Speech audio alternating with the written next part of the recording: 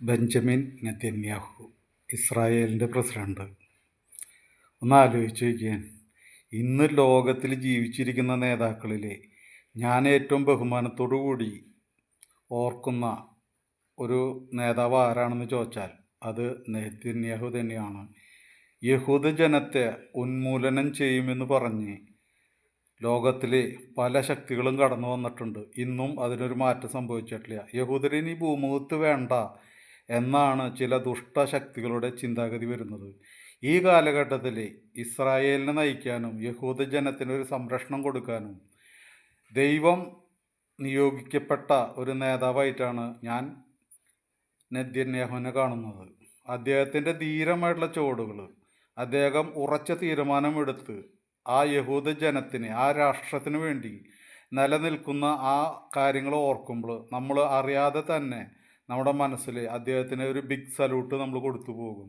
അദ്ദേഹമാണ് നേതാവ്. ഒരു രാജ്യവും അതിലെ ജനങ്ങളും ഓരോ പൗരന്മാർക്കും ഇസ്രായേൽ കൊടുക്കുന്ന ആ ഒരു പ്രൊട്ടക്ഷൻ, അല്ലെങ്കിൽ അതിനൊരു വാല്യൂ, അത് അളവറ്റതാണ്.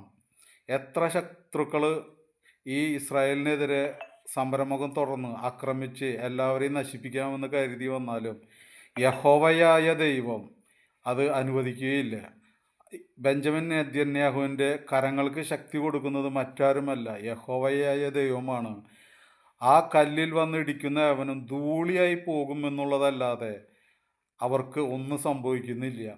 അതിന് നേതൃത്വം കൊടുക്കാൻ ദൈവം തിരഞ്ഞെടുത്ത നെതന്യാഹുവിന് നമ്മൾ എന്നും ശക്തമായിട്ടുള്ള പിന്തുണയാണ് കൊടുക്കുന്നത്. നമ്മുടെ ഭാരതം കൊടുക്കുന്ന ആ പിന്തുണയെ ഓർത്ത് ഞാൻ അഭിമാനിക്കുന്നു, ഒരു ഇന്ത്യക്കാരൻ എന്നുള്ള നിലയ്ക്ക്. നിങ്ങളും അങ്ങനെ തന്നെ ആകുമെന്ന് ഞാൻ പ്രതീക്ഷിക്കുന്നു. നമുക്ക് മറ്റുള്ളവരുടെ ഓരോ മരണങ്ങളും മറ്റുള്ളതും കേൾക്കുമ്പോൾ സങ്കടം തന്നെയാണ്. പക്ഷെ അതെങ്ങനെ സംഭവിച്ചു? ആരായിട്ടാണ് ഇത് ഉണ്ടാക്കുന്നത്? ഇസ്രായേൽ ഭൂമുഖത്ത് വേണ്ട എന്ന് തീരുമാനിക്കുന്ന ആ ദുഷ്ടശക്തികളെ തകർക്കുകയല്ലാതെ വേറെ എന്ത് മാർഗമാണ് അദ്ദേഹത്തിൻ്റെ മുന്നിലുള്ളത്? അദ്ദേഹം എടുക്കുന്ന ഓരോ ധീരമായിട്ടുള്ള തീരുമാനങ്ങൾക്കും ദൈവവും നമ്മളും നമ്മുടെ ഇന്ത്യയും കൊടുക്കുന്ന ആ വിലയേറിയ ആ റെസ്പെക്റ്റ്, അല്ലെങ്കിൽ അതിന് കൊടുക്കുന്നതായിട്ടുള്ള ആ വിലയെ ഓർത്തുകൊണ്ട് ഞാൻ ബിഗ് സല്യൂട്ട് കൊടുക്കുന്നു. നിങ്ങൾ എല്ലാവരും അദ്ദേഹത്തിന് ഒരു ലൈക്ക് കൊടുത്തോളൂ.